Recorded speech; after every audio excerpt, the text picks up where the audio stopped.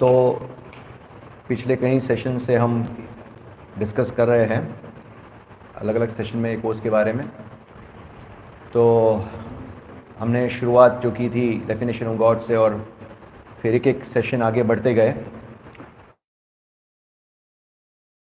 और हमने last session क्या था, लास्ट सेशन थोड़ा रिकैप करेंगे, उसके बाद आज के सेशन के बारे में डिस्कस करेंगे। तब तक शायद ये लैपटॉप होपफुली कृष्णा विलिंग चालू हो जाएगा, आशा करते हैं। तो लास्ट सेशन क्या डिस्कस किया था हमने, कौन बताएगा? क्या था टॉपिक, क्या था याद है?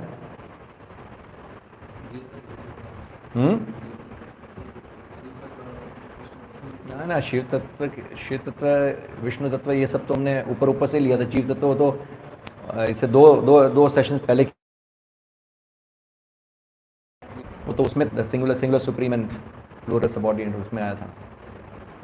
क्या था लास्ट सेशन, भूल गए? आज के जो टॉपिक है उसमें ये हम डिस्कस करेंगे भूलने का।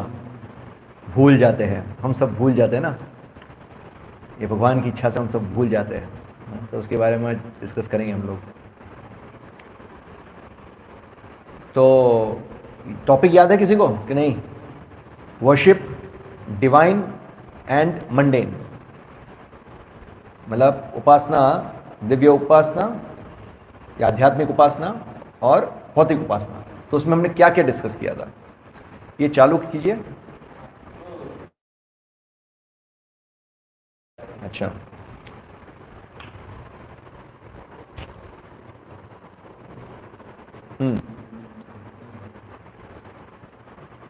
तो आध्यात्मिक उपासना और भौतिक उपासना, तो क्या, और भौतिक उपासना मतलब अन्य देवी देवताओं की उपासना, और दोनों में क्या अंतर है, राइट? तो ये हमने डिस्कस किया था। तो पॉइंट्स याद है किसी को? क्या डिफरेंस है? What is the difference between Krishna's worship and the worship of demigods? क्या क्या डिफरेंस है, कौन बताएगा? कुछ एक आध पॉइंट याद है कि नहीं? भूल गए, परमात्मा ने सब भुला दिया है, ऐसा बोलेंगे? परमात्मा ने भुला दिया कि हमें सिंसियरली सुना नहीं था, क्या था? हाँ,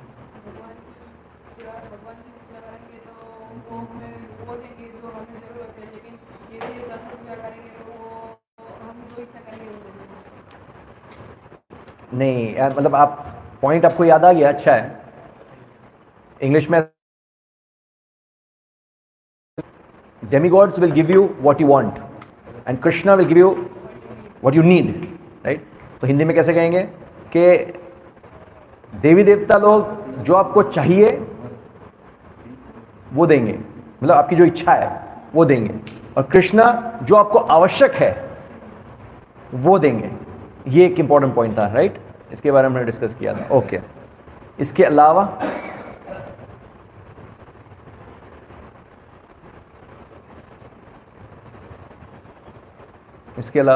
और कुछ पॉइंट्स थे। ये बहुत इंपॉर्टेंट चीज़ है, आप लोग को सेट करके रखना चाहिए। चलो, कृष्णा विलिंग। हाँ, दूसरा पॉइंट क्या था? एक पॉइंट हुआ बस, एक ही पॉइंट डिस्कस किया था पूरा सेशन में। तो कलयुग के जीवों में क्या लक्षण है ना, भागवत में दिया गया, क्या? मंदा सुमंद मतयो मंद भाग्या उपद्रया। ये पासवर्ड सिस्टम में निकाल देना चाहिए।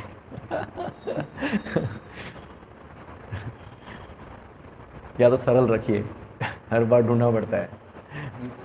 हाँ, तो और क्या पॉइंट है?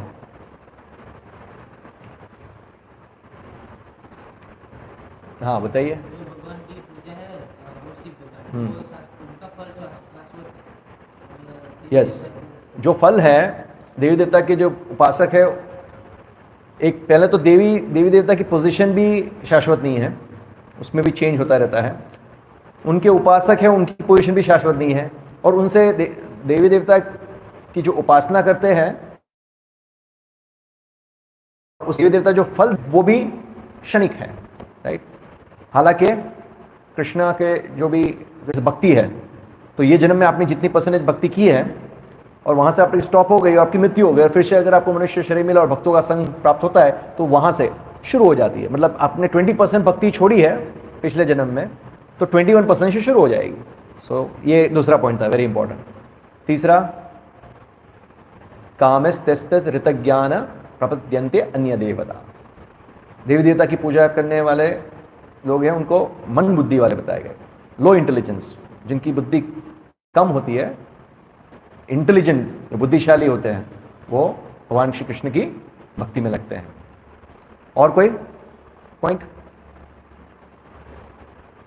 और उसके अलावा हमने ये भी डिस्कस किया था क्या कि ठीक है ये डिफरेंस बताया है तो हमें कृष्ण की पूजा करनी चाहिए, तो फिर शास्त्र में देवी देवता का वर्णन ही क्यों है? इसके क्या उत्तर था? हाँ, अलग अलग लोगों को, अलग अलग स्तर पे जो लोग होते हैं उनको उठाने के लिए शास्त्र में, ये जो वेदास है उसमें पूरी व्यवस्था की गई है कि अलग अलग स्तर के लोगों को किस प्रकार से चेतना के लेवल पे ऊपर उठाना है। तो जो लोग की पूरी श्रद्धा नहीं है कृष्ण में, तो एटलीस्ट उनको नास्तिक होने से तो अच्छा है कुछ लेवल की श्रद्धा और धीरे धीरे ऊपर उठे। और दूसरा, और भी कुछ पॉइंट डिस्कस किए थे इसके अलावा, कि देवी देवता की जब पूजा करते हैं तो एक लेवल की शरणागति आती है, तो शरणागति शुरू होती है, एक लेवल की श्रद्धा आती है, और या श्रद्धा है। उसके अलावा देवी देवता की जो पूजा करते हैं, जो वेदास में बताया गया उसके अनुसार करेंगे तो क्या होगा, उसमें त्याग, तब ये सब करना शुरू, वो अहम और मम के भाव से ऊपर उठेंगे। उसके अलावा जो देवी देवता की उपासना करते हैं उसमें जो मंत्र दिए गए हैं उसमें कहीं ना कहीं विष्णु का नाम आता है। तो it's like a sugar coated tablet. कड़वी टैबलेट को लाइक ऐसा बोलेंगे, कोई टैबलेट अगर नहीं ले पा रहा है तो उसको क्या है, शुगर कोट करके उसको खिला दो। तो इस प्रकार से अगर कोई व्यक्ति डायरेक्ट कृष्ण की उपासना में, भक्ति में नहीं लगा है, तो देवी देवता की अगर भक्ति में लगता है, अविधि पूर्वकम है फिर भी, कृष्ण बताते हैं अविधि पूर्वकम है फिर भी, तो क्योंकि विष्णु का नाम कहीं ना कहीं है तो इनडायरेक्टली वो कृष्ण की ओर आगे बढ़ेगा। ये सब चीजें हमने डिस्कस की। और एक इंपॉर्टेंट पॉइंट डिस्कस हमने किया था कि एक भक्त है उसका एटीट्यूड क्या होना चाहिए देवी देवता के प्रति। तो वो उनको रिस्पेक्ट करते हैं देवी देवता को, क्योंकि वो हमसे बहुत ऊंचे स्तर पे है। हालांकि भगवान के वो मतलब शुद्ध भक्त नहीं है, मिश्रित भक्त है, फिर भी वो भक्ति में हमसे उच्च पोजीशन पे, तो हम उनको रिस्पेक्ट देते हैं ये समझ के साथ कि कृष्ण सर्वोपरि है, और उनकी उपासना नहीं करते देवी देवता की। पर हमारा एटीट्यूड कैसे रहेगा, जैसे शिव जी है तो वैष्णवनाम यथा शंभु, हम कृष्ण भक्ति मांगते हैं। सरस्वती देवी है तो हम बोलते हैं कि बुद्धि दीजिए ताकि हम कृष्ण भक्ति में आगे बढ़ सके। गणपति है तो हमारी भक्ति के विघ्न हरिए। इस प्रकार से हमारा एटीट्यूड होना चाहिए। तो ये सब हमने डिस्कस किया था। तो अभी आज का जो सेशन है, क्या टॉपिक है?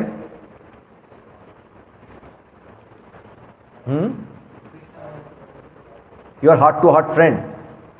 तो हमारा जो ये कोर्स है योर बेस्ट फ्रेंड, उसकी तरफ हम अभी आ रहे हैं। अभी ये 11th सेशन है, 11, 12, 13, 14, मतलब 14 तक हमारा कंप्लीट हो जाएगा। फिर कुछ सप्लीमेंट्री सेशंस है वो हम बाद में लेंगे। तो ये भी हम योर बेस्ट फ्रेंड की तरफ हम आगे बढ़ रहे हैं। तो टॉपिक का नाम है your heart to heart friend. परम क्या? घनिष्ठ मित्र, आपका घनिष्ठ मित्र। इंग्लिश में हार्ट टू हार्ट बोलते हैं, हिंदी में कैसे ट्रांसलेट करेंगे? तो ऐसे हृदय से हृदय ऐसे ट्रांसलेट नहीं कर सकते।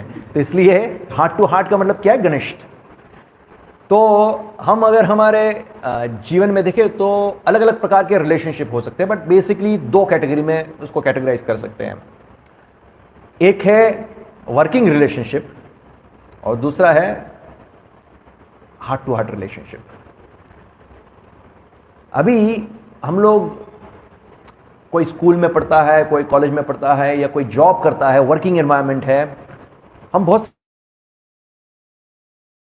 घिरे हुए रहते हैं। में जैसे बहुत सारे स्टूडेंट्स होते हैं, कॉलेज में स्टूडेंट्स होते हैं, और जॉब पे बहुत सारे कलीग्स होते हैं जिनके साथ हम जॉब करते हैं।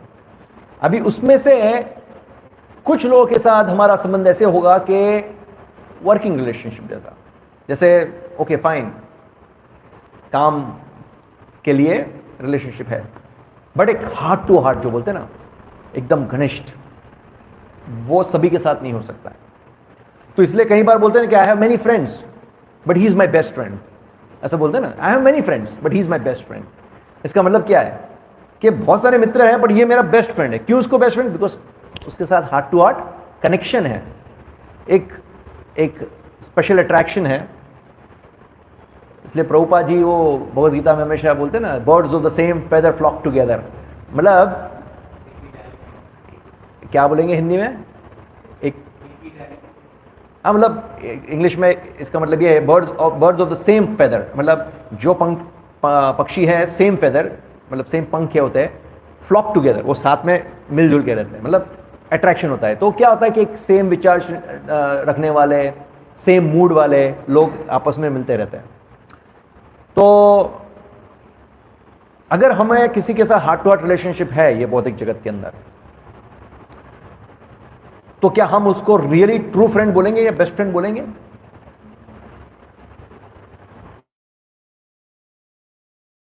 बेस्ट फ्रेंड हो सकता, क्योंकि ट्रू फ्रेंड या बेस्ट फ्रेंड किसे कहा जाएगा? जैसे ये इंग्लिश में एक कहावत है, there is a saying, a friend in need is a friend indeed. मतलब जब जरूरत होती है, जरूरत के समय पे जो मित्र काम लगता है वो रियल मात्रा में फ्रेंड है, ऐसा एक इंग्लिश में कहावत है, अ friend in need is a friend Indeed. तो अगर हम ये भौतिक जगत में हम बोले कि ये मेरा बेस्ट फ्रेंड है, तो क्या मेरी ज़रूरत जब रियली मुझे उसकी ज़रूरत होगी तो क्या वो मुझे काम लगेगा? ये प्रश्न है। कई बार मान लो कि उसकी इच्छा है कि मुझे मदद करने की, बट वो कैपेबल नहीं है मुझे हेल्प करने के लिए, या मान लो वो कैपेबल है मुझे हेल्प करने के लिए, पर जब रियल आवश्यकता, ये जीवन में रियल आवश्यकता किसको बोलते हैं? मृत्यु के समय पे। जब मृत्यु का समय आता है तो वो ना तो अपने आप को भी मदद कर पाएगा ना मुझे मदद कर पाएगा, क्योंकि मृत्यु का समय पे तो it's beyond his control, right? तो फिर क्या ये हम लोग ये आशा ही छोड़ दें कि क्योंकि मृत्यु के समय पे वो मदद नहीं कर सकते तो मेरा कोई ट्रू फ्रेंड या बेस्ट फ्रेंड नहीं है? क्या आशा छोड़ दें? नहीं है, हमारा ट्रू फ्रेंड और बेस्ट फ्रेंड है, वो आज के सेशन में हम देखेंगे, राइट? ओके, अभी इंपॉर्टेंट है पहले ये जानने से पहले कि कौन है ट्रू बेस्ट फ्रेंड, कि कृष्णा का हमारे लिए क्या प्लान है या क्या प्रोग्राम है। जितने जीवात्मा हैं उनके लिए कृष्णा का क्या प्लान है या क्या प्रोग्राम है। तो ये जानने के लिए हमें कुछ कुछ चीज़ें जानना बहुत ज़रूरी है। जैसे हम शुरुआत करते हैं, आप सभी लोगों को पता है कि कितने सेशंस में और अपने बहुत सारे लेक्चर सुने जिसमें हर बार ये कहते रहते क्या कि हम आत्मा है, शरीर नहीं है, हम सब जीवात्मा है, हम आत्मा है। तो हम आत्मा है, ओके। तो उसके साथ साथ क्या क्या चीज़ें जाननी है? अगर हमें जानना है कृष्ण का क्या प्लान है हमारे लिए, जितनी आत्मा है उसके लिए, तो उसके लिए हमें बहुत सारी चीज़ें जाननी है। तो सबसे पहले हम आत्मा है, सारी चीज़ें, तो हम शुरुआत निश है ये बताते हैं। ओके, तो ये हो गया। तो अभी आत्मा जब पहले प्रश्न ये होता है कि आत्मा भौतिक जगत में आती क्यों है? यहाँ जाता है, यहाँ जाता है, यहाँ जाता है, पर उसको पकड़ के रखता है कुत्ते को कि भाई वो आउट ऑफ कंट्रोल ना हो जाए। उसको जाने दो, उसकी अक्ल ठिकाने आएगी, जाने दो, पर उसके साथ साथ जाता है।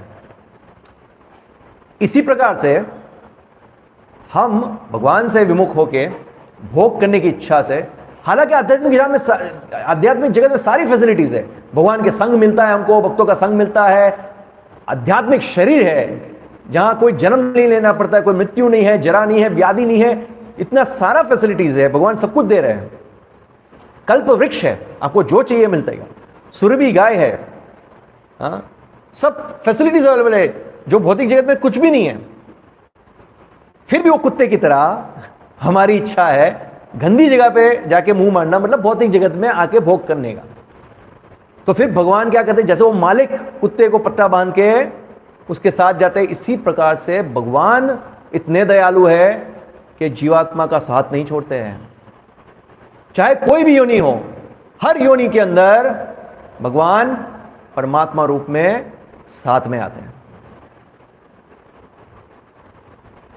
कोई सूअर की योनि में है तो उसको बहुत गंदा मल बल खाने की इच्छा है, तो भगवान उसके साथ आते हैं कि देखो अब तुम मल खा रहे हो, देखो इसमें कुछ नहीं रखा है।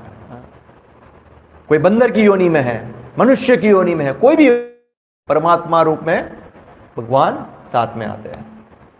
तो ये कृष्ण का ओवरऑल प्रोग्राम है कि साथ में रह के जीवात्मा को सही मार्ग दिखाना ताकि वो भक्ति में जुड़े और पुनः भगवान के धाम वापस चला जाए। ये ओवरऑल कृष्ण का प्रोग्राम है जीवात्मा के लिए। तो ये जानना बहुत इंपॉर्टेंट था हमारे लिए। ये डिस्कस हम कर चुके हैं। तो इसलिए परमात्मा है वो हमारे ट्रू फ्रेंड है, सही मित्र है। क्यों? वो हमारे साथ आते हैं। इवन मृत्यु के बाद भी हम चाहे कोई भी योनि में जाए, सारी योनि में परमात्मा हमारे साथ आते हैं।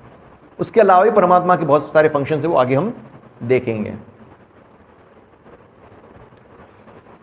भगवद गीता के अंदर भी इसकी पुष्टिकरण किया गया है। ईश्वर सर्वभूतानां हृदयेषु अर्जुन तिष्ठति भ्रामयन् सर्वभूतानि यंत्रारूढ़ानि मायया। भगवान क्या बता रहे हैं? ईश्वर सर्वभूतानां हृदयेषु अर्जुन तिष्ठति। तो ये ईश्वर भगवान परमात्मा रूप में सर्वभूतानां सभी जीवात्मा के शरीर में हृदयेषु अर्जुन तिष्ठति, हृदय के पास निवास करते हैं परमात्मा रूप में। ब्राह्मयन सर्वभूतानि, और जितने जीवात्मा जो जो योनियों में जाते हैं उसमें साथ में भ्रमण करते हैं। यंत्र रूढ़ानी माया। तो एक शरीर के अंदर आत्मा है और परमात्मा है। तो लोगों को मिसकंसेप्शन है कि आत्मा और परमात्मा एक है, पर ऐसा नहीं है। वो इंडिविजुअल्स हैं। एक इंडिविजुअल आत्मा है और एक इंडिविजुअल परमात्मा है, सुप्रीम आत्मा। एक इंडिविजुअल कॉन्शियसनेस है, एक सुप्रीम कॉन्शियसनेस है। नित्यो नित्यानाम चेतना नाम एको बहुनाम यो विदधाति कामान। राइट? उपनिषद का ये कथन है। तो ये कथा उपनिषद में इसका पुष्टिकरण आता है। उसमें बताया गया है अनोर अन्यान महतो मह्यान आत्मस्य जंतो निहितो गुहायाम तम अकरतु पश्यति वितशोको धतु प्रसदन महिमानाम आत्मनः। क्या बताया गया है? बोथ द सुपर सोल परमात्मा एंड द एटॉमिक सोल जीवात्मा are situated on the same tree of the body within the same heart of the living being, and only one who has become free from all material desires as well as lamentation can by the grace of supreme understand the glories of the soul। मतलब जो ये भौतिक इच्छा से क्या बोलेंगे मुक्त हो चुका है वो ये चीज समझ पाएगा। जनरली ये मिसकंसेप्शन है सोसाइटी के अंदर कि आत्मा और परमात्मा एक है, पर यहाँ उपनिषद में एक क्लियर चीज बताई गई है। जैसे एक वृक्ष है और वृक्ष के ऊपर दो पक्षी बैठे हुए हैं। एक पक्षी है जो फल खा रहा है और दूसरा पक्षी उसको देख रहा है, विटनेस है। दो पक्षी है, तो उसमें से एक पक्षी जो फल खा रहा है वो है आत्मा, और जो दूसरा पक्षी है जो विटनेस कर रहा है कि वो किस प्रकार का फल खा रहा है, उसका मतलब मीठा फल खा रहा है, कड़वा फल खा रहा है, किस प्रकार का फल खा रहा है, वो विटनेस करने वाला है परमात्मा। तो इसी प्रकार से हृदय में आत्मा और परमात्मा दोनों निवास करते हैं।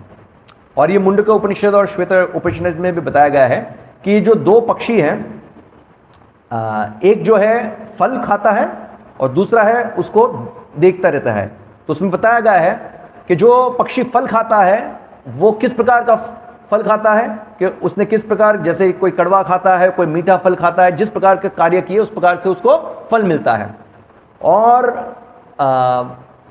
दूसरा ये बताया गया है कि ये पक्षी जो उसको निहार रहा है कि वो किस प्रकार का फल खा रहा है, तो वो जो पक्षी जो फल खा रहा है वो फल खाने में इतना व्यस्त है कि वो जो पक्षी उसको निहार रहा है उसकी तरफ देखता भी नहीं है। तो शास्त्र में बताया गया है कि जब वो पक्षी जो फल खा रहा है उसका मुंह उस पक्षी की ओर करेगा जो उसको निहार रहा है, उसको विटनेस कर रहा है, तो वो सभी दुखों से मुक्त हो जाएगा। मतलब हम अपने कर्म बंधन बनाते जा रहे हैं अलग अलग एक्शंस करके, और इतने व्यस्त होते जा रहे हैं और फंसते जा रहे हैं। और जब हम अपना मुंह, मतलब हम अपना दृष्टिकोण या अपना जो रुख है वो भगवान की तरफ मोड़ेंगे और जानने का प्रयास करेंगे भगवान का क्या इंस्ट्रक्शन है, शास्त्र में क्या बताया गया है, किस प्रकार से भक्ति करनी है, और धीरे धीरे भक्ति करेंगे तो हम ये बंधन है उससे मुक्त हो पाएंगे। ये उपनिषद का कथन है। ओके, अभी प्रश्न उठता है कि परमात्मा कौन है? हु इज परमात्मा? चलो कौन बताएगा? हम तो बोलते हैं परमात्मा परमात्मा, ओके, हु इज परमात्मा? शास्त्र के आधार पे अगर किसी को कोई पता है तो परमात्मा कौन है?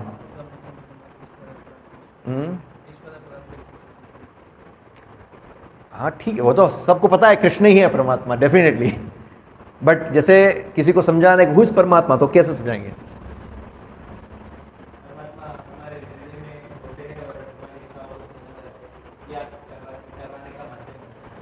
ओके, हृदय में होते हैं, हमारे इच्छा पूर्ति में माध्यम बनते हैं, ठीक है।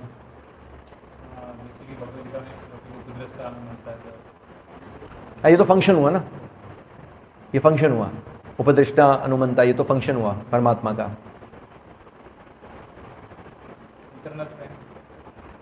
यार ये तो यहाँ आ गया ना, ट्रू फ्रेंड, परमात्मा ट्रू फ्रेंड है, यस। बट हम बोलते हैं कृष्ण ही परमात्मा है, ओके फाइन, बट कृष्ण का कौन सा एक्सपेंशन है?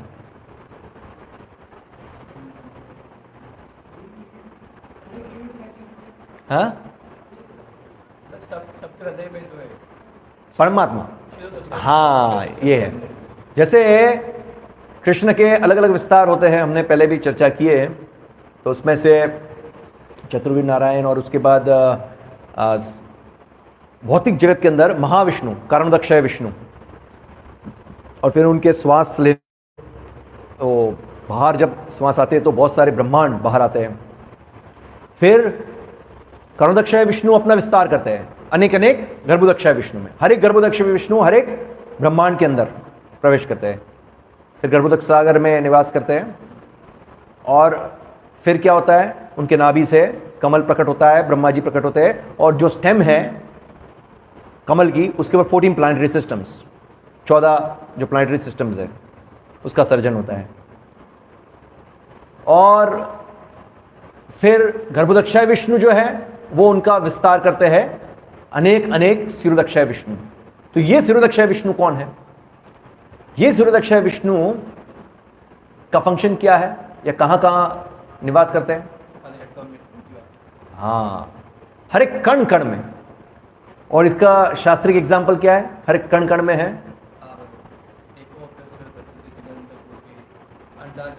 नहीं वो तो ठीक है, शास्त्र में कोई एग्जाम्पल दिया है भगवान ने कि हर एक कण कण में निवास करते हैं?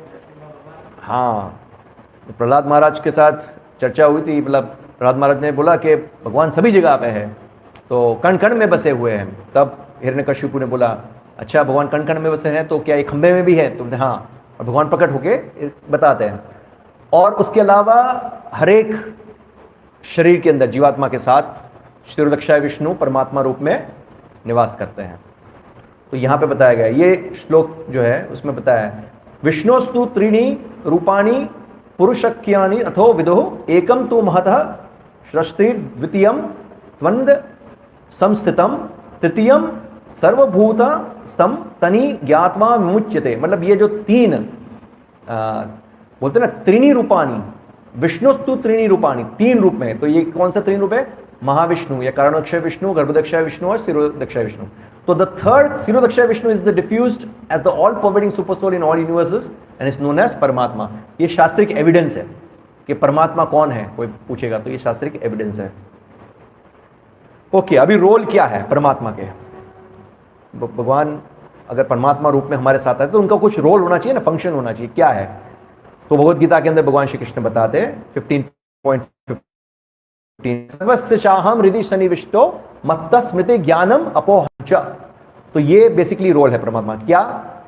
नंबर 1, परमात्मा जो है is the giver of forgetfulness, मतलब हमको भुला देते हैं। हम, आप सोचिए, हमको कुछ भूलना है तो भी हमारे कंट्रोल में नहीं है। हमको कुछ भूलना है, वो भी हमारे कंट्रोल में नहीं है। फिर भगवान ज्ञान देते हैं, ज्ञान प्रदान करते हैं। फिर रिमेम्बरेंस, हाँ, याद शक्ति, वो भी भगवान से आती है। और गिवर ऑफ इंस्पिरेशन, इंस्पिरेशन भी हमको परमात्मा से मिलता है। ये 4 चीज हम थोड़ा डिटेल में देखेंगे आज, तो पता चलेगा ना कि भगवान परमात्मा रूप में हमारे ट्रू फ्रेंड कैसे हैं, राइट? ओके। परमात्मा द गिवर ऑफ फॉरगेटफुलनेस, तो हमको भुला देते हैं। तो हमें प्रश्न होता है कि ओके, मतलब जैसे अभी हम लोग डिस्कस कर रहे थे कि हमको तो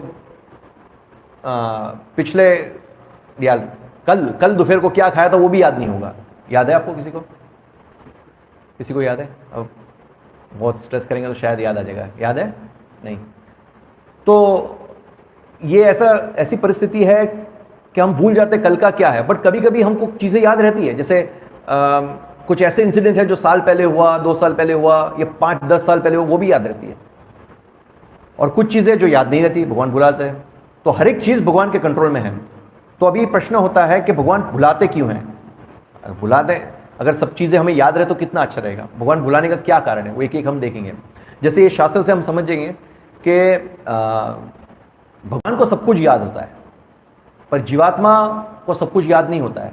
जैसे भगवान ने जब बताया अर्जुन को भगवद गीता के अंदर कि ये ज्ञान भगवद गीता का पहले मैंने किसको दिया था? विवस्वान, और उन्होंने राजा इक्ष्वाकु, ऐसे इस प्रकार से परंपरा में ज्ञान आया, तो फिर लुप्त हो गया। तो अर्जुन बोलते हैं कि आप अभी हो और आप तभी थे, तो आपको तब का कैसे याद है?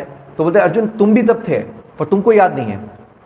तो यहां बताए भगवान बताए बहुनी में व्यतीतानि जन्मानि तव च अर्जुन तन्यहम वेद सर्वाणि न त्वं वेद परंतप। हमारे और तुम्हारे बहुत सारे जन्म हो चुके हैं, मुझे सब जन्मों को याद है, तुमको याद नहीं है। क्यों? क्योंकि वो भगवान है। भगवान विभु है, हम अणु हैं, ये क्लियर है। क्वालिटेटिवली हम भगवान के समान हैं। क्वालिटेटिवली भगवान सच्चिदानंद है, हम भी सच्चिदानंद है, बट क्वांटिटेटिवली हम समान नहीं हैं।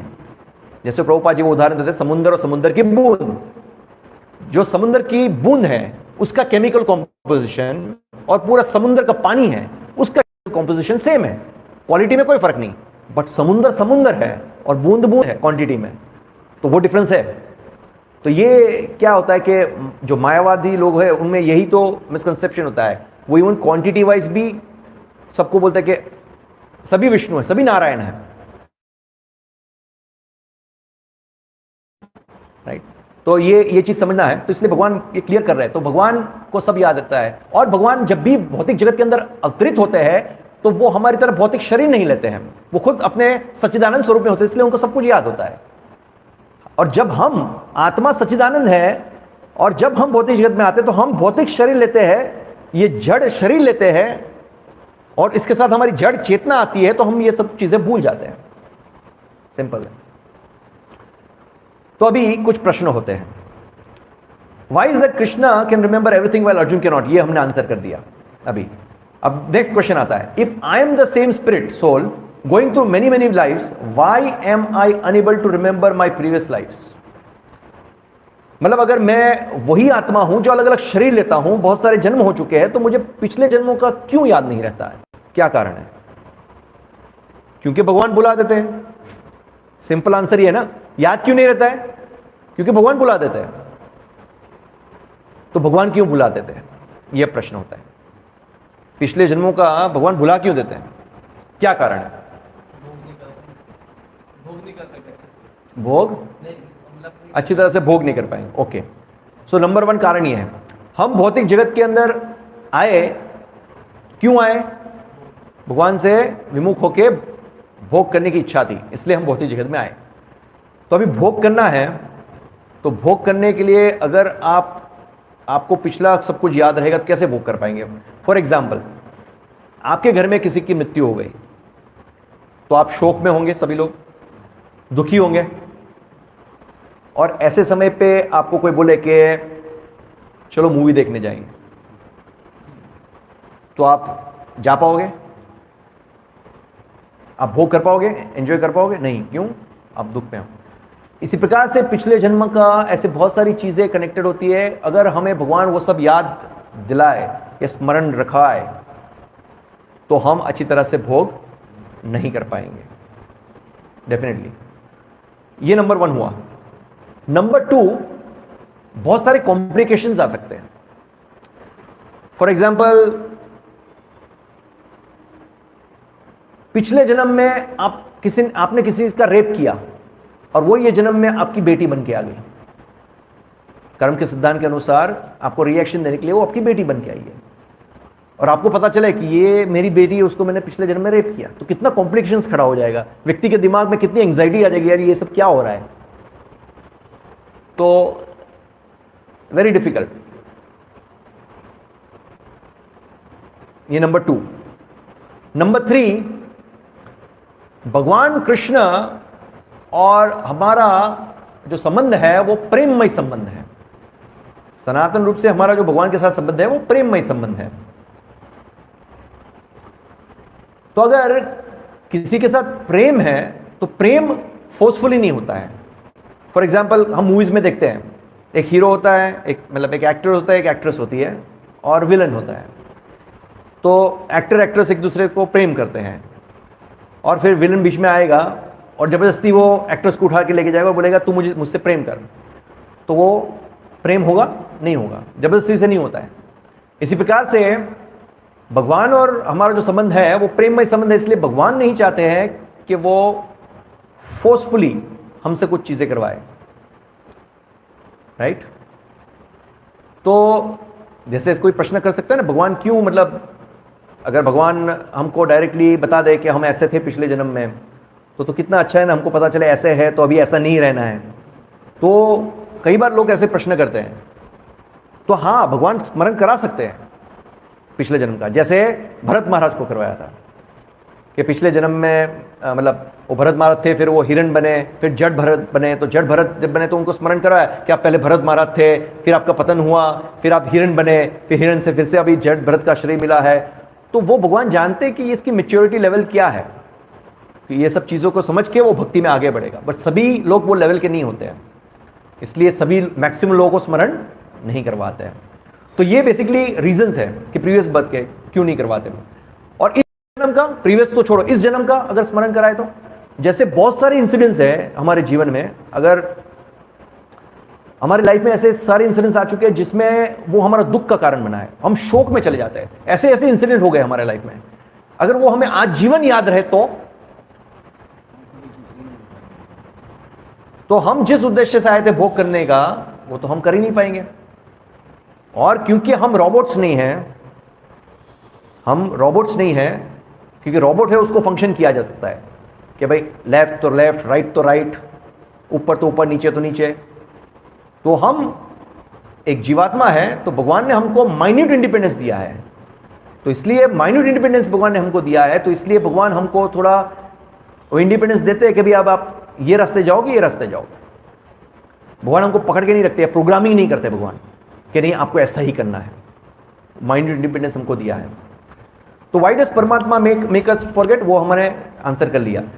अभी क्वेश्चन ये है, you mean to say that Krishna allows us to enjoy in illusion and suffer consequently, what kind of father he is, what is the need to learn the hard way. मतलब इतना कठिन सीखने की क्या जरूरत है। If this material enjoyment is false, why does Krishna allow us to go ahead with it. वो answer आ गया कि हम रोबोट नहीं हैं, कि हमको आर्टिफिशियली प्रोग्रामिंग नहीं करेंगे भगवान, राइट। तो जैसे ये समझना कि एक पिता है और उसका पुत्र है, पिता के सुरक्षण में पुत्र होता है, पिता हमेशा ध्यान रखते हैं। बट एक पुत्र की ऐसी इच्छा होती है कि अभी मैं बड़ा हो गया हूं, और हर बार पिताजी में उंगली पकड़ के रखते हैं। तो पिता को बोलेंगे, come on dad, I am grown up, I can do it my self, leave me, अब मैं बड़ा हो गया हूं। तो हालांकि पिता समझाते हैं कि नहीं बेटे, बहुत सारा खतरा है, ये रोड क्रॉस करोगे तो बहुत सारे ट्रैफिक है, तकलीफ होगी। तो बोलते नहीं पिताजी, मैं कर सकता हूं। हालांकि पिता नहीं चाहते हैं, पर बिकॉज वो इंसिस्ट कर रहा है तो पिता छोड़ते हाथ और वो आगे जाता है, फिर देखते बहुत सारा ट्रैफिक है, कुछ गुंडे लोग को देखता है, फिर डर जाता है और फिर वापस पिता की शरण में आ जाता है भाग के। इसी प्रकार से हमारी परिस्थिति है। हम ये भौतिक जगत में हमारी इच्छा भगवान से विमुख होकर भोग करने की इच्छा से हम आए हैं। अभी जब हम समझ जाएंगे कि भौतिक जगत कितना दुखालय शाश्वत है और यहाँ कितनी सफरिंग है, ये सब अगर हम समझ जाए और भगवान की भक्ति में लगे और वापस हम जाए, तो भगवान हमको वापस अपनी शरण में ले लेंगे। ये ओवरऑल कृष्ण का प्रोग्राम है। तो ये हुआ भगवान हमको भुला देते हैं, भूल जाओ, सब भूल जाओ।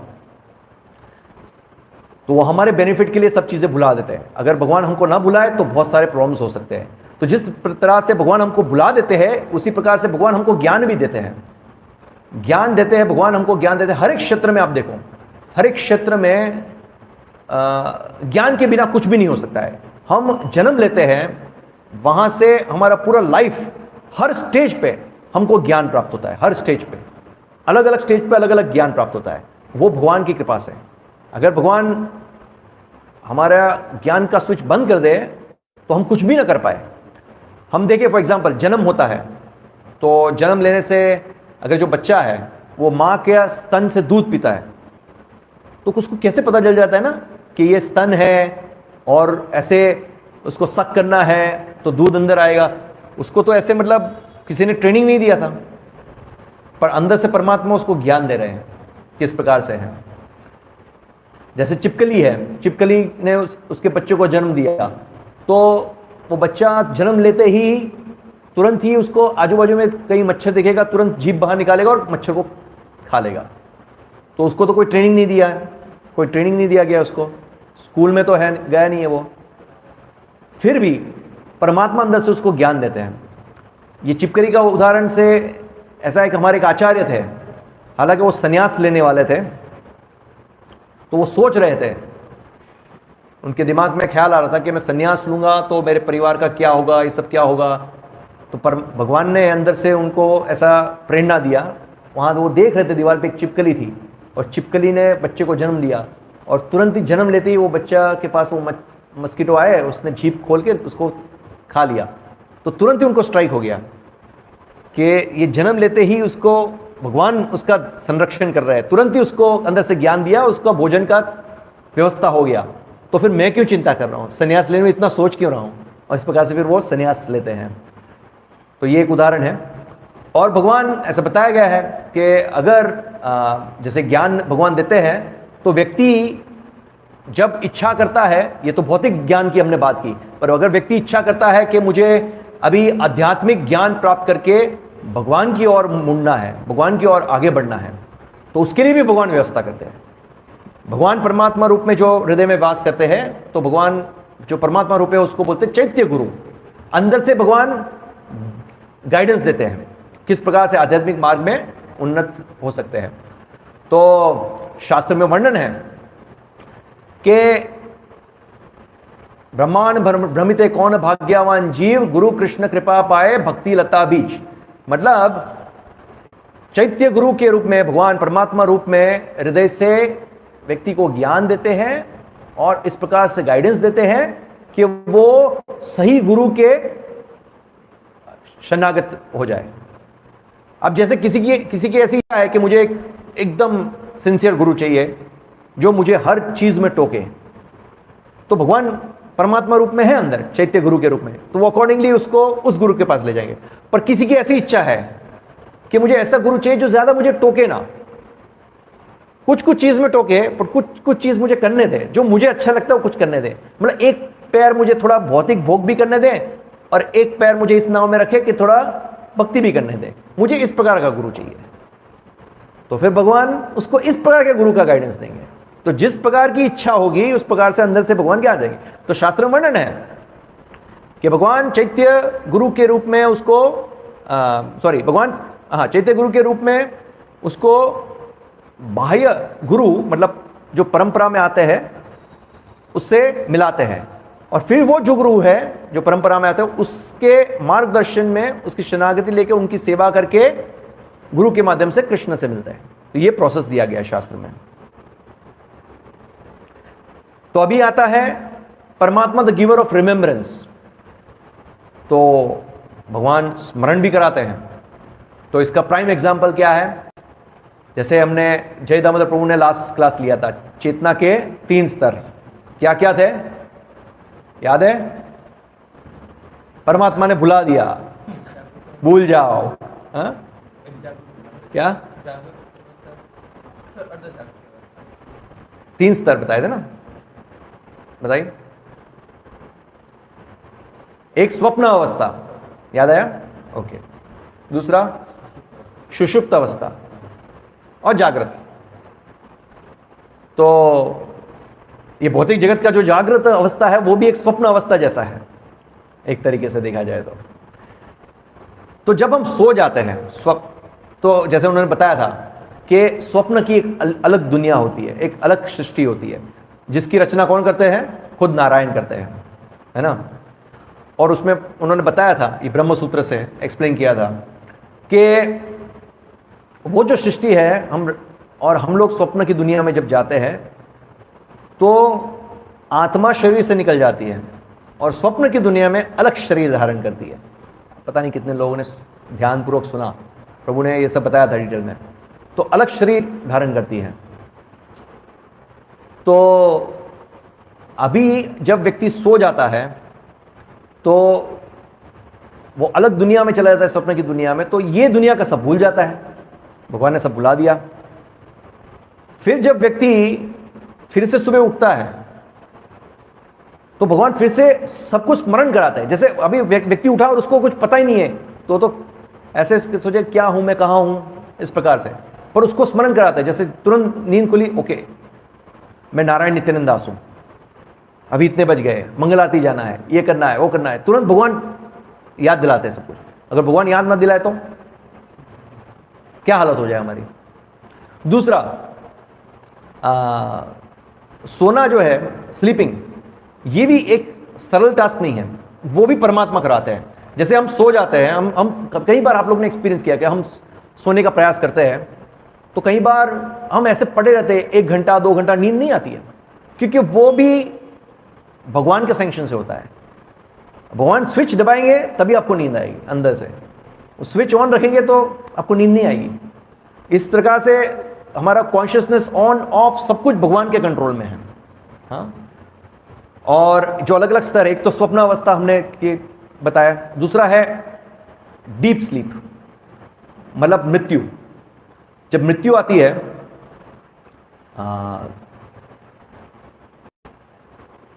तो तुरंत व्यक्ति को भौतिक शरीर नहीं मिलता है।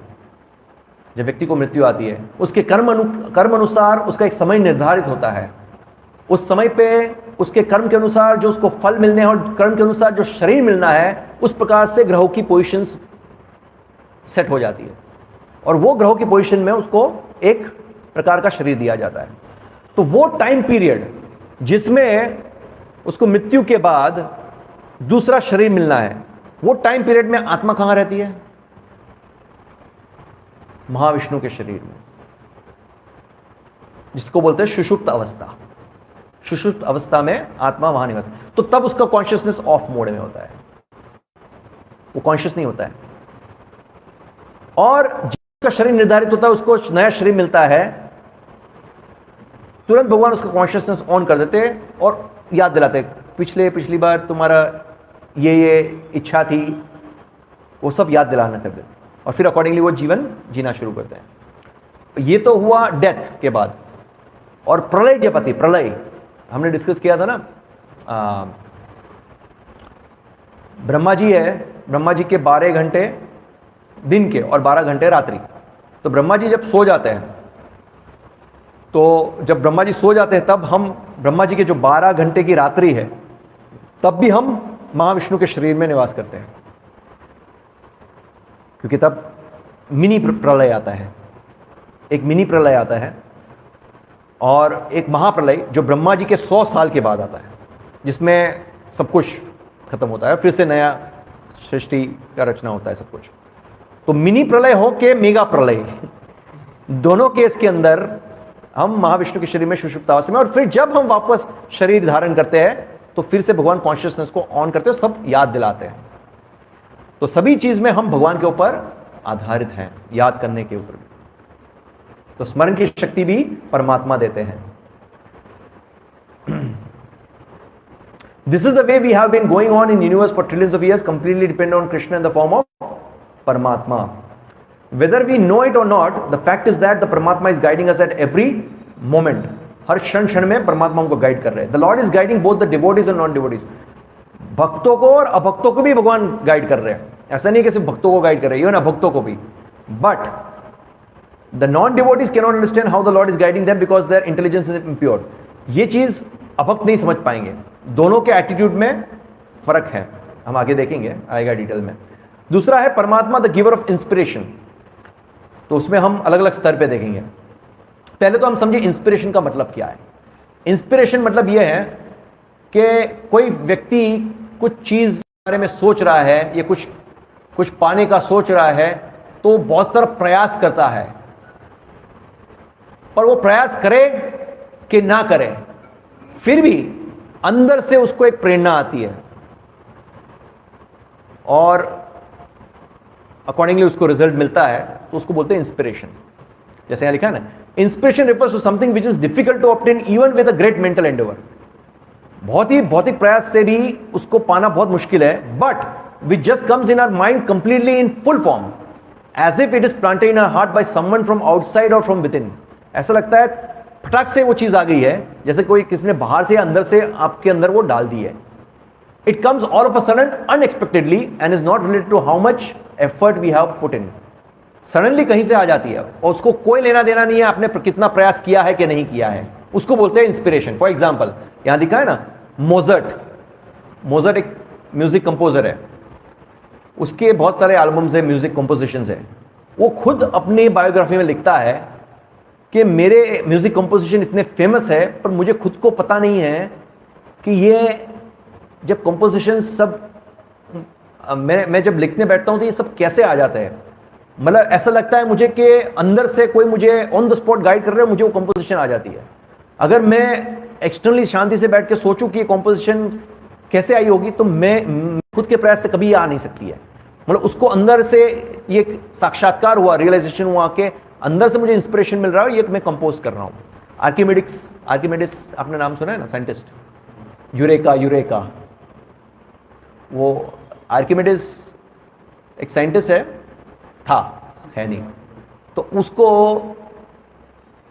वो सोच रहा था कि सोने के अंदर अगर कुछ मिलावट हो तो उसको कैसे पता किया जा सकता है, अलग किया जा सकता है कि इतना ग्राम सोने के अंदर इतना मिलावट है, इंप्योरिटीज है, और ये इतना प्योर सोना है।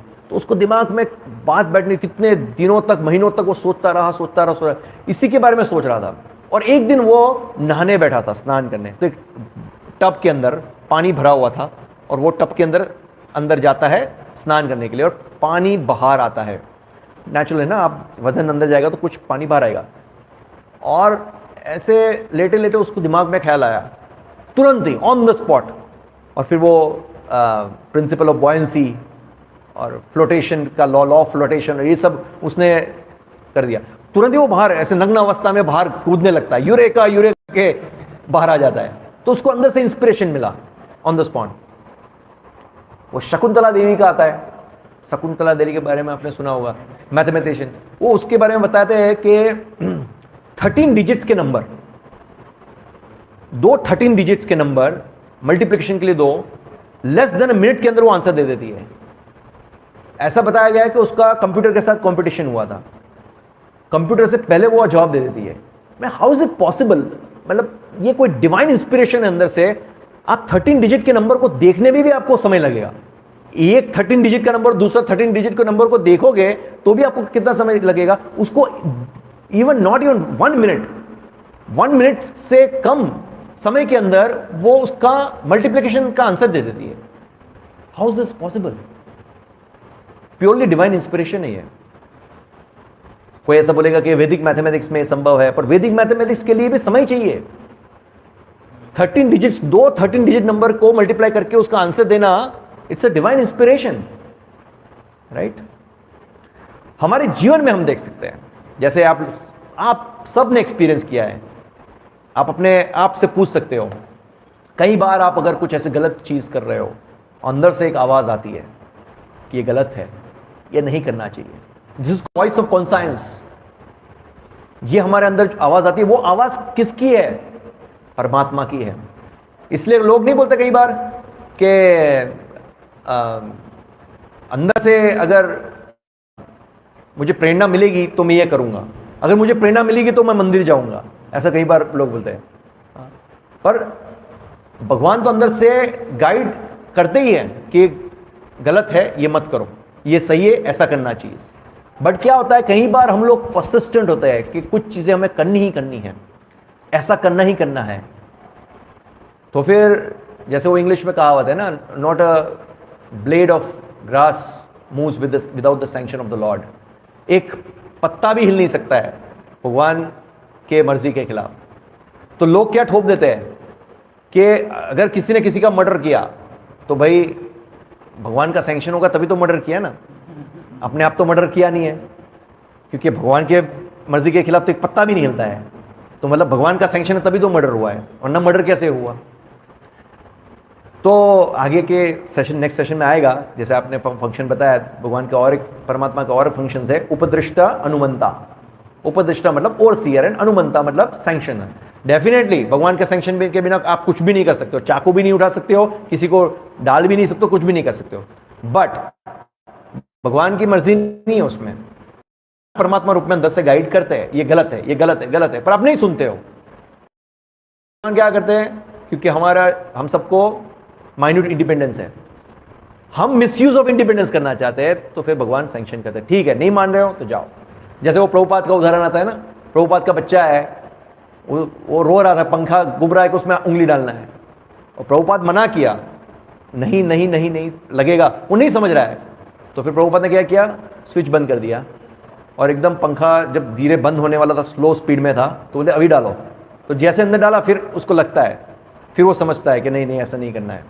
तो इस प्रकार से परमात्मा तो अंदर से गाइडेंस देते कि ये गलत है, पर हम नहीं मानते हैं, तो फिर भगवान सैंक्शन कर, ठीक है जाओ भोगो। ओके, बोलते हैं ना, कहावत है ना हिंदी में, लातों के भूत बातों से नहीं मानते। इस प्रकार से है। तो और दूसरा, फोटोग्राफिक मेमोरीज। ये मैं अपना पर्सनल लाइफ का बताता हूँ। मैं जब स्कूल में पढ़ता था, इवन कॉलेज में पढ़ता था, ये सब चीज़ें अभी जब पढ़ रहा हूँ तो मुझे स्मरण हो रहा है, परमात्मा के गाइडेंस में मेरा ऐसा था, फोटोग्राफिक मेमोरी था। मैं कोई भी चीज़ एक बार पढ़ लेता था ऐसे, तो वो जैसे वो पेज के ऊपर जो छापा हुआ है ना, वो यहाँ छप जाता था। जब मैं पेपर लिखता था तो मैं ऐसे याद करता था कि ये पेज नंबर पे क्या है, तो मुझे ऐसा लाइंस दिखती थी, ये है, और मैं ऐसे ही छाप देता था पेपर में। तो ये मेरे साथ मैंने अनुभव किया है फोटोग्राफिक मेमोरी। तो भगवान परमात्मा रूप में किसी किसी को ऐसे कभी कभी अभी नहीं है वो फोटोग्राफी में, तब थी, अभी नहीं रही है। तो कभी कभी किसी को देते इस प्रकार से फोटोग्राफी मेमोरी, कभी किसी को 100 बार पुस्तक पढ़ ले तो भी कुछ याद ना रहे, ऐसा भी होता है। इसमें परमात्मा की मर्जी है। और यहां लिखा है, in both cases it is Paramatma who is in action based on the respective past karma. हमारे कर्म के ऊपर भी है, हमारा कैसा कर्म है, इस प्रकार से परमात्मा सैंक्शन करते हैं कि चलो भाई इसको फोटोग्राफिक मेमोरी दो, इसको नहीं देना है, ये पढ़ करे तो पढ़ने दो, कुछ नहीं याद रहेगा उसको जड़ बुद्धि रहेगी उसकी। In the first case, it is the Paramatma who is giving remembrance to those who have photographic memories, and in the second case, it is Paramatma who is taking away their memory.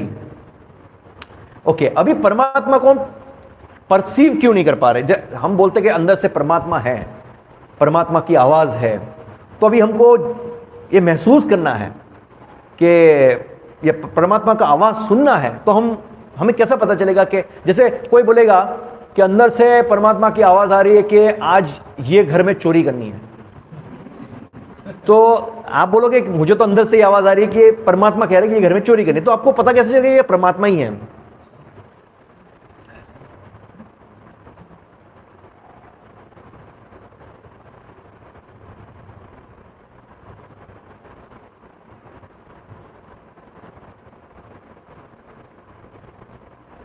कैसे पता चलेगा?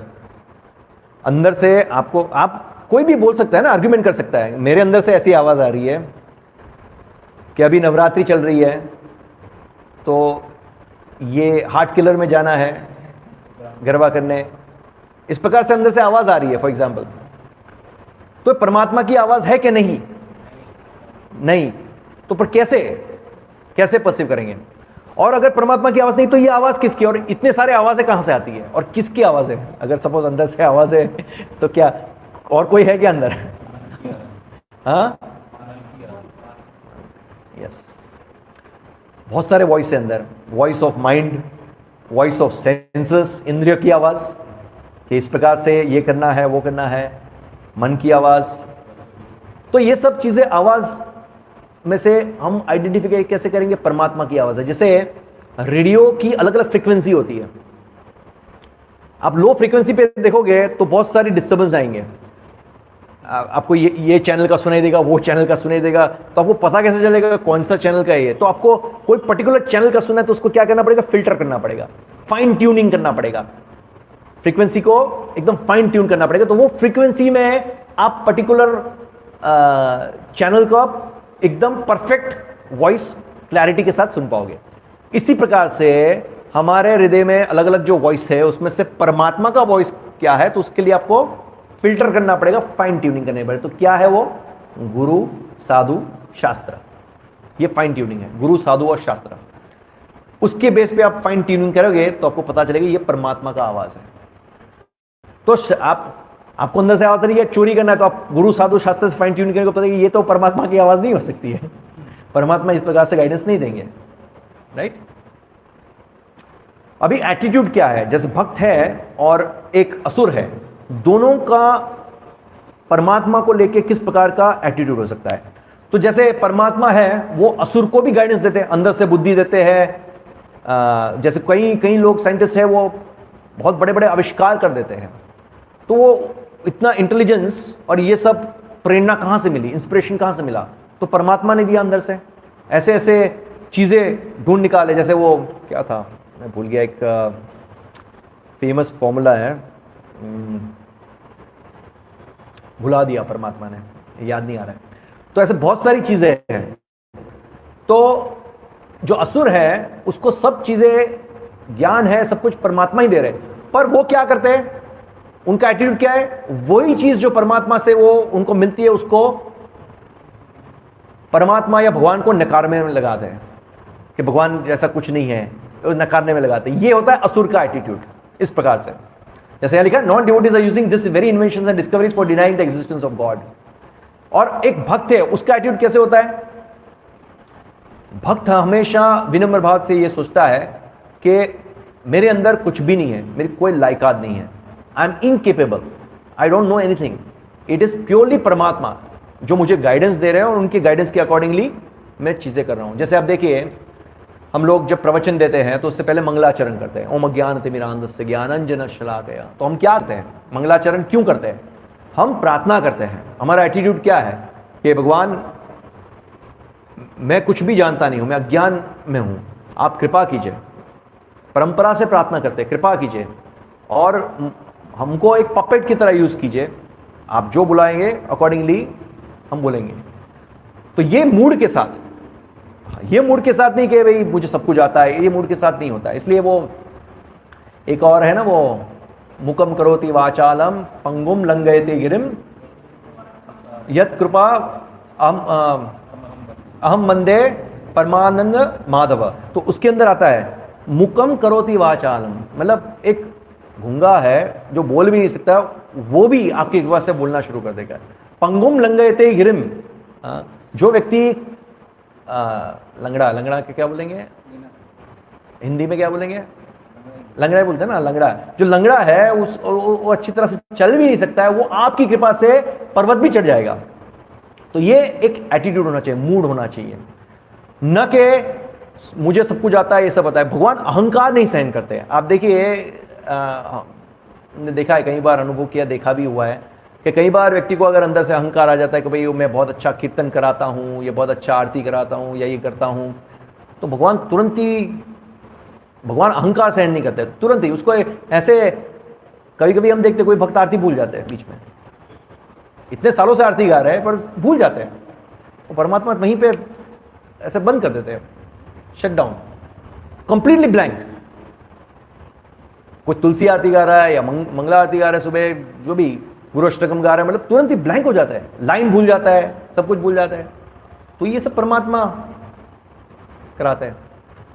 Lecture में हम सोचते हैं आज मैं बहुत टनाटन लेक्चर दूंगा, तो इस प्रकार से तैयारी करते हैं, और मूड क्या है, टनाटन लेक्चर देने का मूड है। या ये मूड के साथ नहीं है कि भाई मैं एक सेवक हूं और भगवान और प्रभुपाद की कृपा से मुझे जो ज्ञान मिला है, तो अगर मैं थोड़ा बहुत प्रचार करके उनकी सेवा में लग सकता हूं तो थोड़ा बहुत सेवा में कर पाऊंगा। इस प्रकार से ये जो मूड है, अगर वो मूड नहीं है और वो है, तो उस समय हम बहुत तैयारी करके आएंगे, फिर भी हमारे मुंह से कुछ निकलेगा ही नहीं हम भूल जाएंगे सब चीज़ें। और कभी कभी हम कुछ तैयारी नहीं की है, बट क्योंकि हमारा मूड है, सेवा का मूड है, तो भगवान अंदर से रियलाइजेशन देंगे, साक्षात देंगे और साक्षात्कार कराएंगे, और हमने जो पढ़ा है वो सब कुछ उस समय पे ऐसे याद आएगा, यहां से पॉइंट, वहां से पॉइंट, प्रभुपाद के लेक्चर में ये सुने थे, प्रभुपाद की पुस्तक में पढ़े तो ये सब आ जाएगा। मूड के ऊपर है, एटीट्यूड। तो ये परमात्मा को लेके भक्त का और असुर का क्या एटीट्यूड है वो समझना बहुत जरूरी है। परमात्मा इज द रियल डूअर, ये अंडरस्टैंडिंग के साथ परमात्मा है वो सही मात्रा में रियल डूअर है। तो ये एक छोटी कथा है 5 मिनट का, चैतन्य चरितामृत में वर्णन आता है। चैतन्य महाप्रभु, भगवान चैतन्य महाप्रभु, तो जब वो नवद्वीप में थे और 16 साल की आयु के थे, तब उनका मतलब निमाय पंडित के नाम से जाने जाते थे। तो आप सबको पता ही है, चैतन्य महाप्रभु भगवान श्री कृष्ण स्वयं है, जो 500 साल पहले अवतरित हुए थे। तो महाप्रभु निमाय पंडित वो स्कॉलर थे, संस्कृत ग्रामर ये सब के स्कॉलर थे। वो ये ग्रामर और ये सब सिखाते थे स्कूल में, तो उनको सब जानते थे, इसलिए निमाय पंडित कह के बुलाते थे, स्कॉलर थे इसलिए। तो एक बार की बात है कि केशव काश्मीरी करके एक पंडित थे, केशव काश्मीरी, वो बहुत ही स्कॉलर थे और उनकी विशेष रूप से वो सरस्वती देवी के उपासक थे और उनको बहुत ही बुद्धिशाली थे। तो वो क्या करते थे, अलग अलग जगह पे जाते थे और सबको चैलेंज करते थे शास्त्र में डिबेट के लिए, और लोगों के साथ डिबेट करते हैं, उनको हरा देते हैं और फिर एक कागज के ऊपर लिखवा देते हैं कि मैं केशव काश्मीरी से हार गया हूं, और साइन करवाते, स्टैम्प कर देते, सील्ड। और फिर वो लेके ऐसे थप्पा इकट्ठा करते, फिर दूसरी जगह जाते हैं, दूसरी जगह हिला उसको हराते, फिर दूसरा पेज, ऐसे करके उन्होंने इतना बड़ा थप्पा इकट्ठा कर दिया। ऐसे करते करते करते वो नवद्वीप आते हैं। अब नवद्वीप के जो बहुत सारे स्कॉलर्स थे वो लोग सब डर गए, ये केशव काश्मीरी आएगा, हमको हराएगा, हमारा नाम डूब जाएगा। तो वो भी स्ट्रैटेजी बनाते हैं। एक काम करते हैं हम लोग, निमाय पंडित के साथ भिड़ा देते हैं। अगर निमाय पंडित के साथ भिड़ा दिए और मान लो केशव काश्मीरी जीत गया, तो हम बोलेंगे इसमें कौन सी बड़ी बात है, वो तो बच्चा है, एक बच्चे के साथ जीत गया। और अगर निमाय पंडित जीत गया तो हम बोलेंगे एक बच्चे से हार गए। दोनों तरफ से उनको हम लोग ट्रैप में लेंगे। इस प्रकार की स्ट्रैटेजी बनाते हैं। और फिर ये केशव काश्मीरी आते हैं वहाँ, और जब वो आते हैं तो निमाय पंडित के साथ भिड़ा देते हैं। तो केशव काश्मीरी बोलते हैं निमाय पंडित को, आप बताइए किस पे डिबेट करना है। तो निमाय पंडित बोलते हैं आप एक काम कीजिए, आप गंगा जी के गुणगान में कुछ बताइए। तो केशव काश्मीरी इतने स्कॉलर थे और सरस्वती देवी की इतनी कृपा थी, ऑन द स्पॉट उन्होंने 100 shlokas on the spot compose किया गंगा जी के गुणगान के लिए। उसी समय पे रचना की, कितने 100 श्लोक गंगा जी के गुणगान के लिए। और सभी वहां पे हैरान हो गए, ने फट फट फट फट फट फट फट 100 श्लोक बोल दिए। ऐसा नहीं है कि कहीं से वो सीख के आए थे, ऑन द स्पॉट उन्होंने रचना करके उनका गुणगान किया गंगा जी के। फिर केशव काश्मीरी निमाय पंडित को बोलते हैं अब क्या कहना है आपका, मतलब पेपर लाओ, लिख के साइन करके स्टैम्प मारने के लिए। तो निमाय पंडित बोलते हैं अब देखिए, निमाय पंडित वो भगवान श्री कृष्ण स्वयं हैं, तो इन्होंने 100 श्लोका की रचना की। तो भगवान तुरंत ही बोलते हैं 64 श्लोक के अंदर 4 पॉजिटिव पॉइंट है और 4 नेगेटिव पॉइंट है, मतलब 4 त्रुटियां है। पहले तो केशव काश्मीर हिल जाते, 64 श्लोक उनको तो याद नहीं कौन सा 64 श्लोक था पर बोलते 64 श्लोक में ये था, 4 त्रुटियां है और 4 अच्छे पॉइंट, फिर 4 अच्छे पॉइंट बोलते 4 त्रुटियां बताते हैं। उन्होंने कुछ ऐसे मिस्टेक निकाली, वो कुछ रेटोरिकल मिस्टेक, मतलब जैसे उन्होंने एक जगह पे बताया था भवानी भर्तुहु, भवानी भर्तुहु मतलब भवानी मतलब द वाइफ ऑफ शिवा, और भर्तुहु, भर्तु मतलब हस्बैंड, तो कैसे हुआ भवानी भर्तुहु मतलब husband of wife of Shiva, तो ऐसा हुआ कि दुर्गा देवी का कोई और हस्बैंड, तो वो बोलते हैं ग्रामेटिकल ये रेटोरिकल एरर है। तो वो एकदम हिल गए केशव काश्मीर, वो सोचते यार मतलब इतनी माइन्यूट फॉल्ट पकड़ लिया और उनके पास कोई बुद्धि उनकी काम नहीं कर रही थी, इसका क्या मैं उत्तर दूं। तो वो वहाँ सब लोग हंसने लगे, और जैसे वो हंसने लगे और उसके बाद वहाँ से ये एकदम दुखी हो गए कि निमाई पंडित से आ गए, तो वहाँ से भाग गए और भाग के अपने घर पे गए और रोने लगे और सरस्वती देवी को प्रार्थना करने लगे कि आपने मेरे साथ ऐसा क्यों किया करके, क्योंकि वो सरस्वती देवी के भक्त थे। फिर रात को जब वो सो जाते हैं तो सरस्वती देवी उनके स्वप्न में आते हैं, वो बोलते हैं कि आपके साथ ऐसा इसलिए हुआ कि ये मेरे स्वामी हैं, ये खुद मेरे भी स्वामी हैं, तो आपको दुखी होने की जरूरत नहीं है, आप उनकी शरण लो। तो फिर वो जैसे सपने से जागते, वो जाते हैं निमाई पंडित के पास, उनके चरण पकड़ लेते हैं और उनकी शरणागति लेते हैं। वो बोलते कि मुझे पता चला कि आप स्वयं भगवान हो करके। फिर निमाई पंडित बोलते हैं हाँ, बाकी लोगों को नहीं पता है, किसी को बताना मत करके। तो कहने का मतलब इस कथा से हमको पता चलता है कि परमात्मा रियल डूअर है, अंदर से परमात्मा ही गाइड करते हैं। जैसे यहाँ लिखा है ना, if Krishna decides not to speak to us, if the Paramatma decide to take away our intelligence, we will become completely helpless and incapable of speaking. एक बार भगवान ने डिसाइड किया कि सब करना है तो खत्म, हमको कितना भी अहंकार हो कि हम ये कर सकते हैं वो कर सकते हैं, हम कंप्लीटली भगवान के ऊपर डिपेंडेंट हैं। अंदर से परमात्मा ने स्विच बंद कर दिया तो आप ब्लैंक हो जाओगे, आपको कुछ पता ही नहीं चलेगा। आप ऐसे सोचो आप बहुत बड़े स्कॉलर हो, आपको ये आता है वो आता है, सब कुछ ब्लैंक हो जाएगा। तो we are completely dependent on Paramatma, ये अंडरस्टैंडिंग इंपॉर्टेंट है। तो कंक्लूजन क्या है? Let us therefore become conscious of the presence of the Paramatma in our heart and pray to him to make us more and more Krishna conscious and more surrender. तो ये consciousness के हमारे साथ परमात्मा वास करते बहुत इंपॉर्टेंट है। जो नेक्स्ट सेशन हम लेंगे उसमें इसके डिटेल में हम जाएंगे, मतलब ये परमात्मा का हमारा कंप्लीट नहीं होता है, नेक्स्ट सेशन भी परमात्मा के ऊपर है, उसमें हम और डिटेल में जाएंगे। क्योंकि डे टू डे लाइफ में हम भक्ति तो कर रहे हैं, बट हमारा कॉन्शियसनेस के अंदर ये नहीं है कि हमारे साथ परमात्मा हमारे हृदय में वास करते हैं, और हर एक चीज़ जो हम करते हैं वो परमात्मा उसके साक्षी है।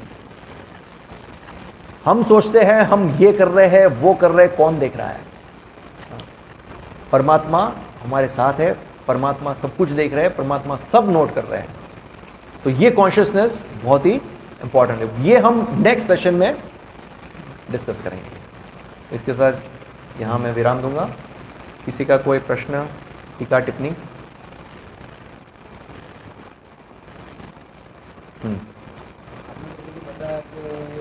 अवस्था में हम जब सपना देखते हैं तो वो चीज़ हम भूल जाते हैं, दूसरा कभी मिलता है, तो वो ड्रीम कैसे याद रहता है?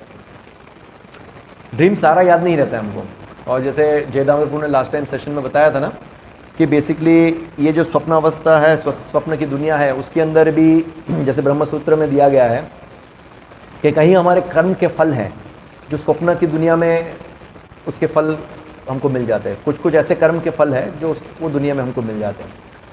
तो सारा सपने याद नहीं रहते हमको, जितना परमात्मा आपको याद दिलाना चाहता है कि स्वप्न में हमने इतना देखा था, तो वो याद हमको रहता है।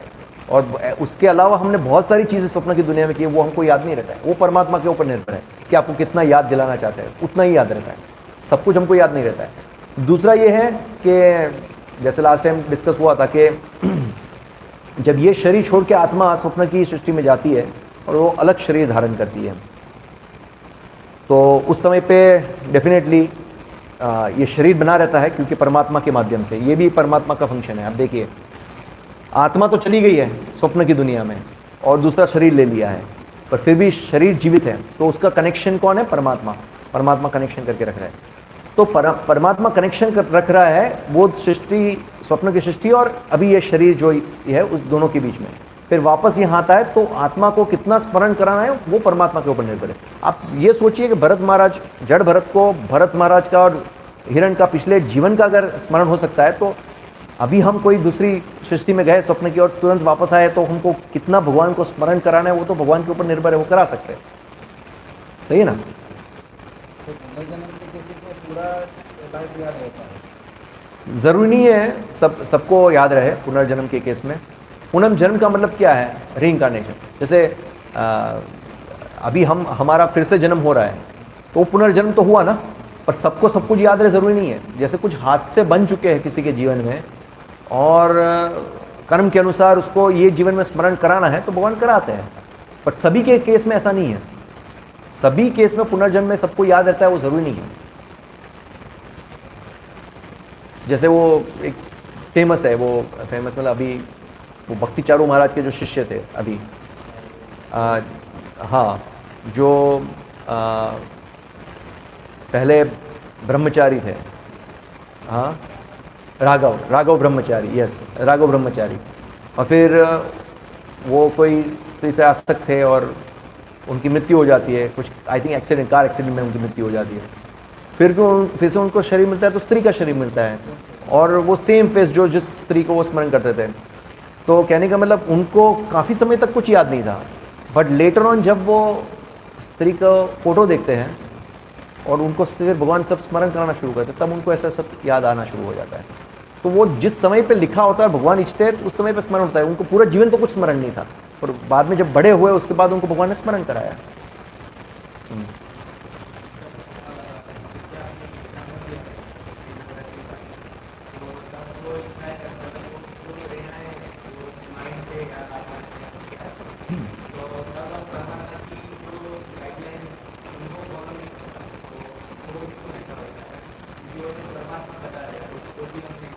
वो बोला ना मैंने, वो फाइन ट्यूनिंग में गुरु साधु शास्त्र, वो गुरु साधु शास्त्र से हम चेक नहीं करते हैं।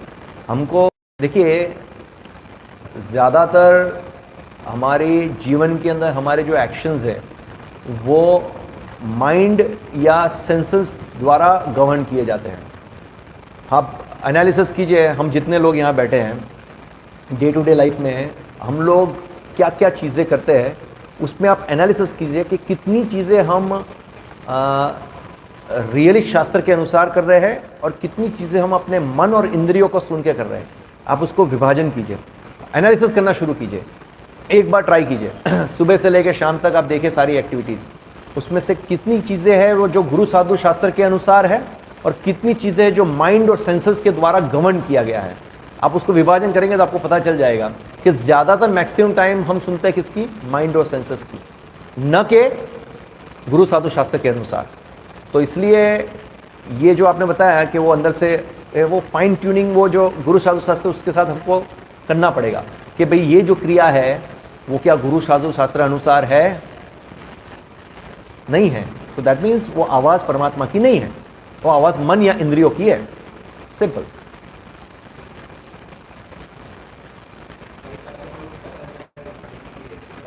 फिर भी खींचे जाते हैं, वो हमारी आसक्तियां हैं।